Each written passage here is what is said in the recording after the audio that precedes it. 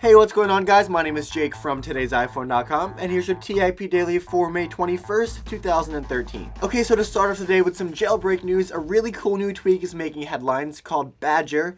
And now what makes Badger so cool is that it totally revamps the notification badge that shows up on an application icon when you get a notification.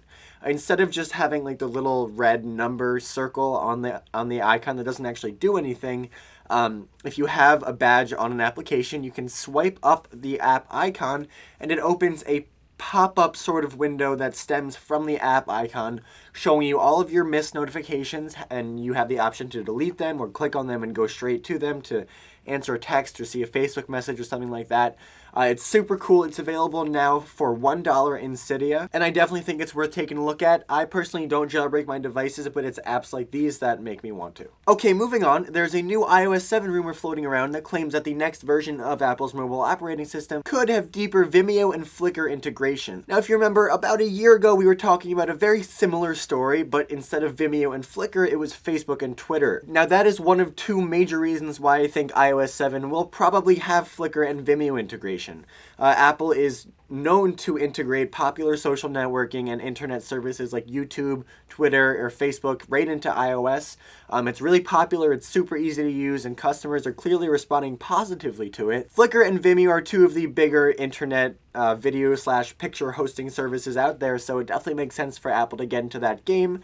Now, the other major factor that makes me think that we will see Flickr and Vimeo integration in much the same way that we see YouTube or Twitter integration in iOS 6 is that these services are already integrated into OS 10 on Macs. Now, as you probably know, OS 10 and iOS are getting more and more similar with each update.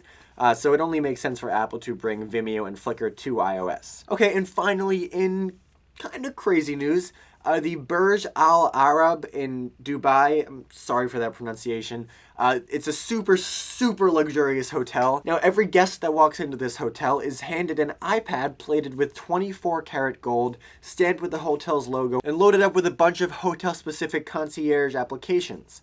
Now, these iPads are only available to the customers during their stay at the hotel, but the 24-karat gold iPads are also on sale in the hotel store if somebody wants to buy one.